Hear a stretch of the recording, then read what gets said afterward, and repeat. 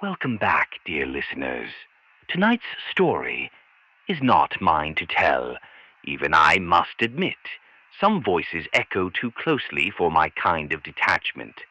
For what follows, you deserve a narrator with fewer veils, someone who doesn't simply catalog grief, but knows how to wear it. Allow me then to introduce her, a veteran of the stage, a voice steeped in velvet and ash, Lilith Crowe. Thank you, Sebastian. You're such a dear, aren't you? Humph. Only when the poison is worth the sting. Listeners, I leave you in her very sinister hands. Rest assured I will return. Until then, be sure to listen well. Lilith's voice is steeped in honey, but our tales are always laced with venom. You flatter me so. Now then, let me add on to his honeyed words. You see, he brings you death in sepia. I bring it in heat and breath. This story isn't dressed up for display. It trembles, it scars, it bites back. And she, the one at its center. She didn't ask to become what she became, but when they broke her, she chose what pieces to keep. Now, get comfortable, listeners, and let's begin.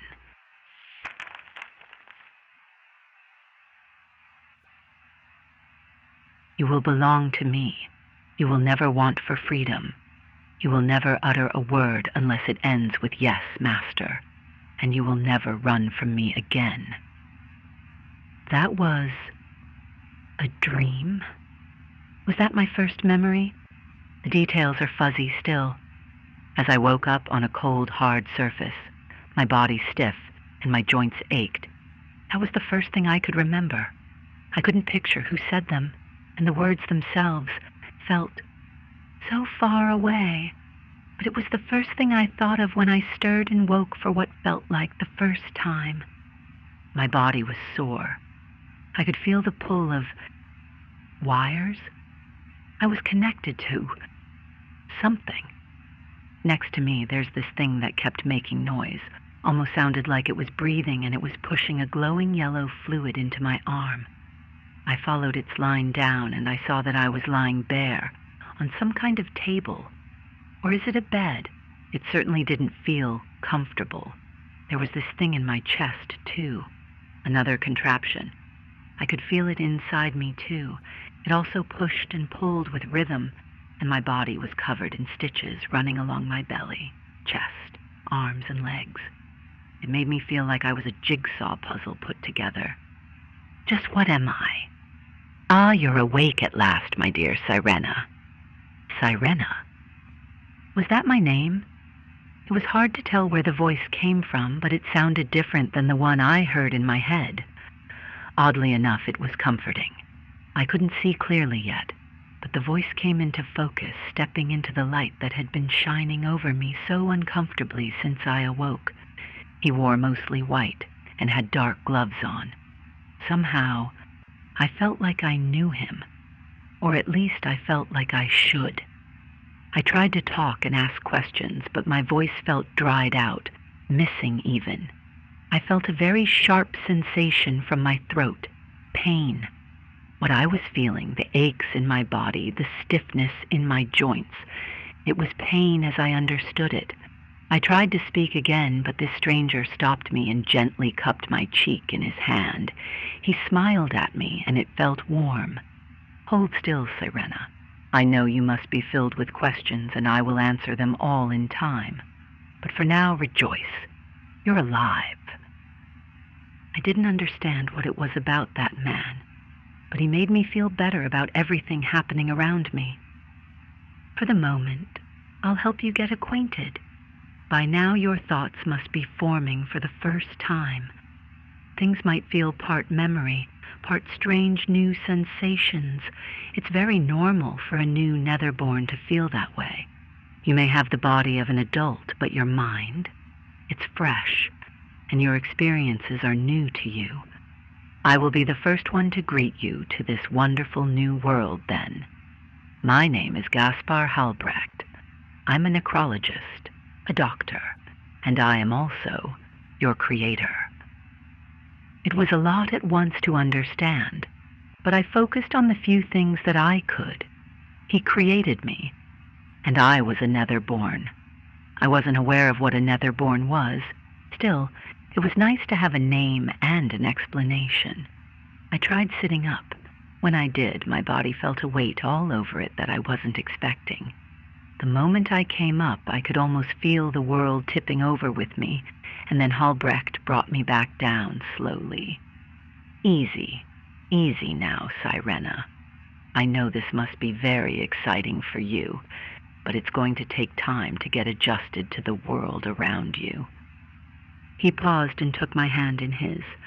Don't worry. I will help you every step of the way. Then I heard something else, the sound of a door bursting open and someone else walking in.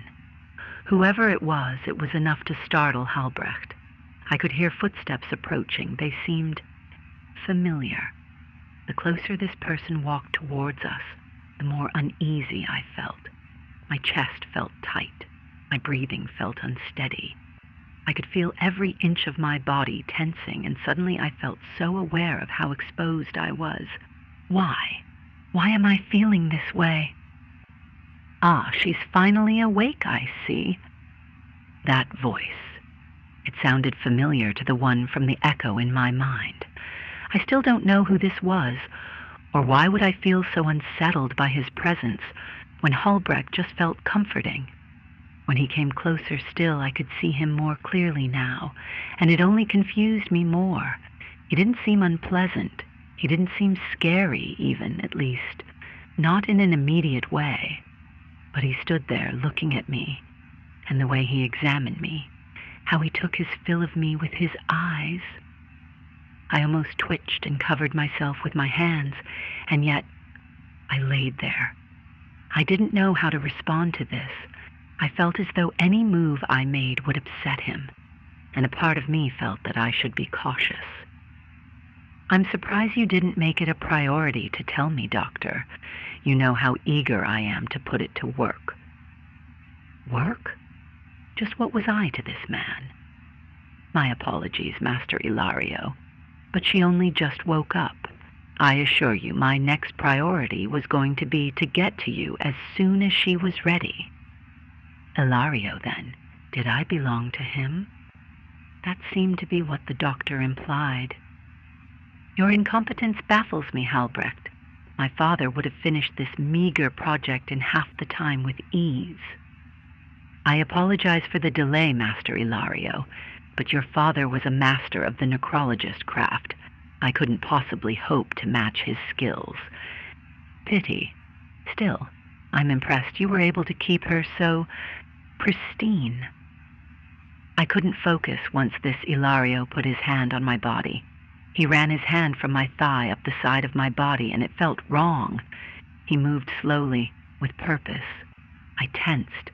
I didn't know what else to do, but I tensed as soon as he touched me. I felt my skin crawling the longer his fingers slid up my body. I could feel my hands shaking with fear. I tried not to show it. Thankfully, I could see that Halbrecht noticed. If I may, sir, she's not quite ready yet. She's only just waking up.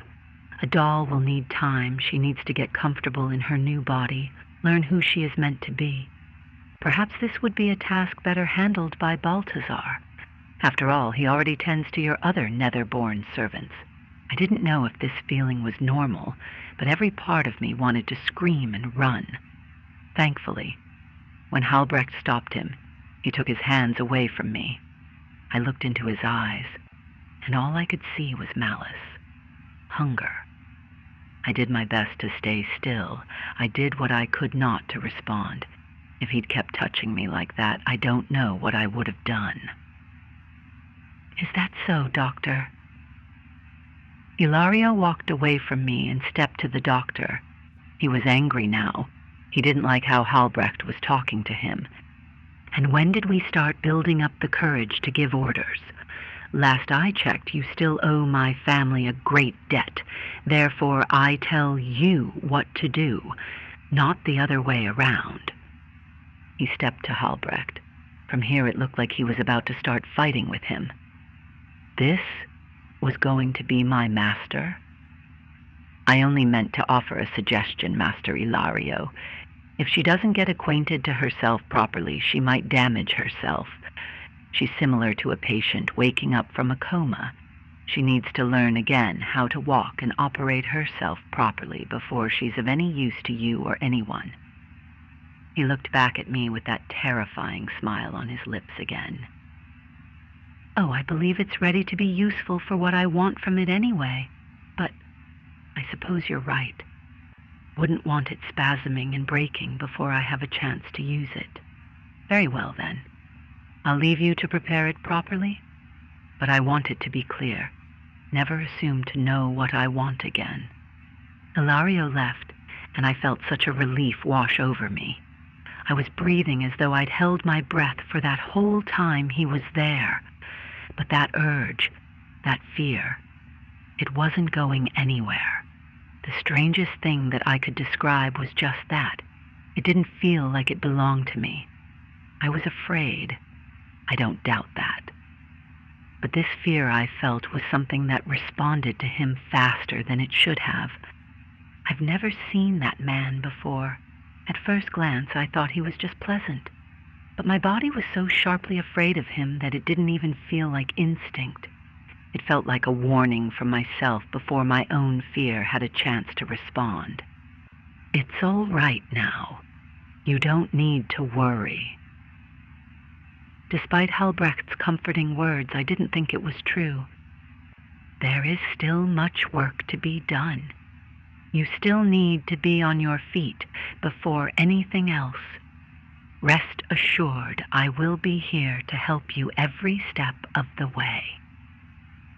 Halbrecht cupped my cheek in his hand as he spoke, and I felt at ease. It wasn't at all like what I felt when Ilario touched me. But now I was too aware of myself. I didn't mind when the doctor saw me like this before Ilario came here. But now, I just urgently needed to cover myself. I wasn't sure how much time had passed. Somewhere between 3 and 4 weeks, as far as I could tell.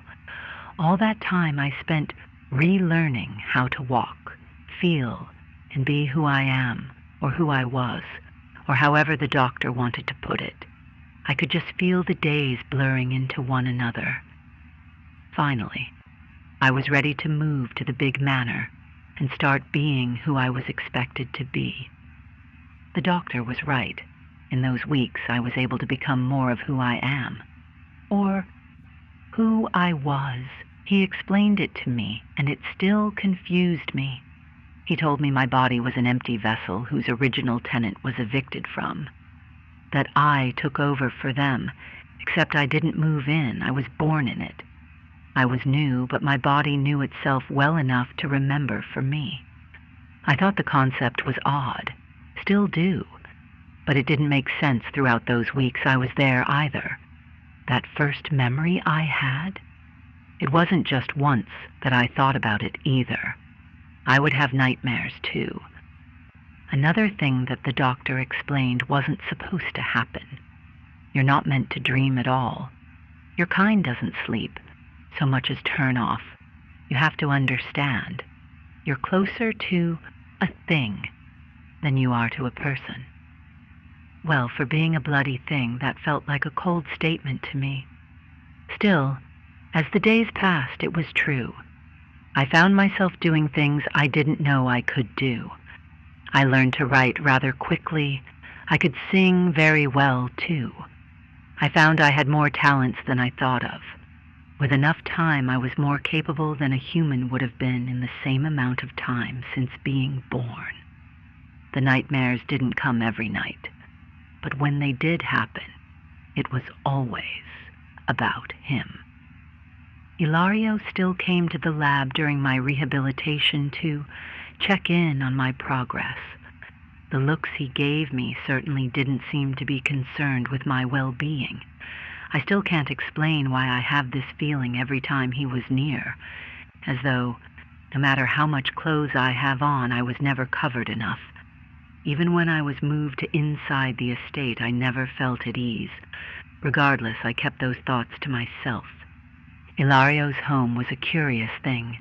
It was so large, and yet it just felt faded. There were other people here, others like me, and they tended to the home well enough. Even Halbrecht's laboratory felt better kept than this place. The rooms and halls were neat and tidy, but all the colors were wearing away. The furniture, too, dining tables, couches, tables, and more, all elegant and layered with intricate designs, but all faded and worn out. I simply thought it was just that things were old, but it all just felt abandoned.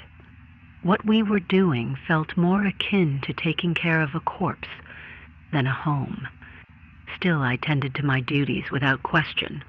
Balthazar was the only other person like Ilario and Halbrecht that I've seen since becoming me. A human. He was, again, very different.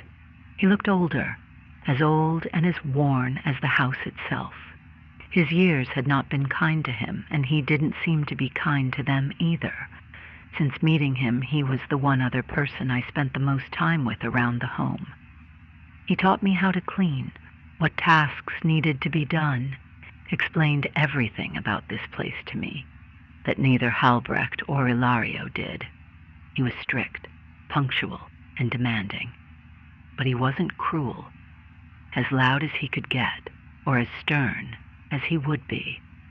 I never felt that unsettling feeling around him as I did whenever Ilario peered around a corner or watched from afar, but at times I did feel something different. Anger. Yes, Balthazar was strict. His reprimands whenever I made a mistake were sharp and loud, but even if he wasn't trying to correct what I was doing, there was just a part of me that wanted to hurt him. Bad. A broken plate was met with a smack to the hands. A polished mirror had finger marks on it. Nothing but whines and complaints about my incompetence. I always found myself clenching my fists or tightening my jaw or furrowing my brow. I didn't mean to. But every time he was doing anything more than just giving me instructions, there was a part of me that wanted to lunge at him, claw at his face, just something.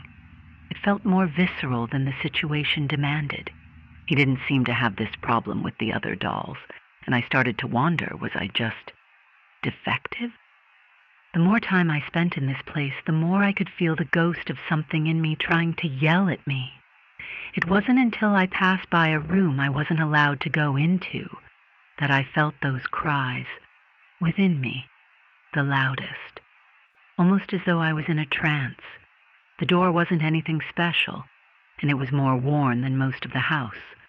There were dents and splintered markings on it, as if someone tried to kick it open once or twice. But beyond that, it was just a door to just a room. Anytime I tried to open it, someone stopped me, shouted at me, or pulled me from it. There was something in me that demanded I go into that room, screaming at me from within and pulling at all my stitches to pay attention to it. I started having more nightmares, different flashes, but all of them with Ilario in them. After coming across that curious door, the dreams grew more vivid and violent. And in all of them, I was either the victim or watching the victim. If it wasn't dreams, it was simply silence. I closed my eyes and just opened them again in the morning. Still, I was having a hard time ignoring what was going on, and the more I tried to, the louder the shapeless cries became. Until it happened. It was a simple day, nothing different than usual. It was only me and another doll, one like me, who were working together to clean the study.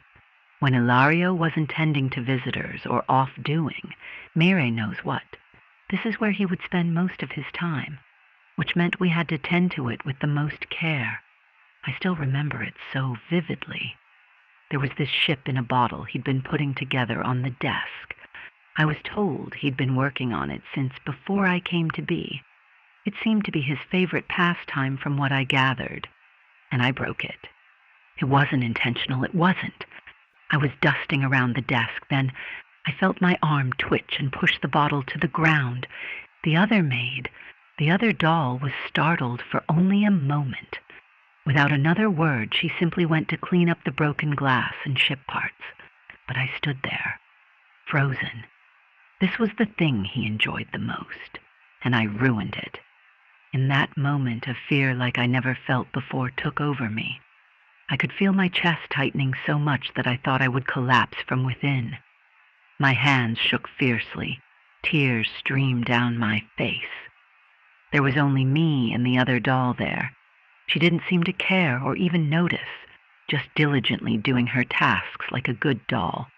And me feeling like I did at that table, wanting to scream but not finding the voice to do it. There was no damage here today, no broken vocals. I could speak, but here, I couldn't say a word. What will happen when Master finds out? What is he going to think? What is he going to do? My breathing became so sharp and out of control, I feared I was going to faint as darkness took hold of my sight, slowly encroaching around me as if wrapping me in a blanket. When I came back to myself, when I could see again and feel myself still here, still breathing, I felt relieved only for a moment. That moment faded quickly when I looked at my hands stained with glistening yellow blood. It wasn't my blood. It was the other doll's. I buckled to my knees in shock when I saw around me again. I was still in the same room, but now everything was stained. There was a piece of broken glass beside me, smeared with the same ichor that was on my hands, and before me, the body of the other doll. Her neck was slit from ear to ear. Her belly was punctured, stained with so much blood that I couldn't count the amount of stabs. Her expression remained the same, idle, unbothered, those yellow eyes not riddled with fear or hate or shock like mine, just indifference. It did not make what I did feel any better to think I'd killed a thing rather than a person. All of that shock was nothing compared to what I felt when I rose my head to the door as I heard footsteps approaching, and I saw him, standing there, Master Ilario, staring at the spectacle I'd carved and just smiling. "So you are still in there, Evelyn. How fun." You heard her. Syrenna, caught between shadow and flesh, a doll stitched together by hands both kind and cruel. Her awakening is only the beginning, a fragile soul trembling on the edge of a dark abyss. What secrets lie behind the locked door? What ghosts haunt her fractured mind? Join me next time, dear listeners, as we unravel the threads of a past stitched with pain, and the rise of a will that refuses to be broken. If the shadows have claimed your curiosity, follow this voice into the dark. Subscribe, share, and let the night gather us close. Until then, keep your secrets close and your fears closer.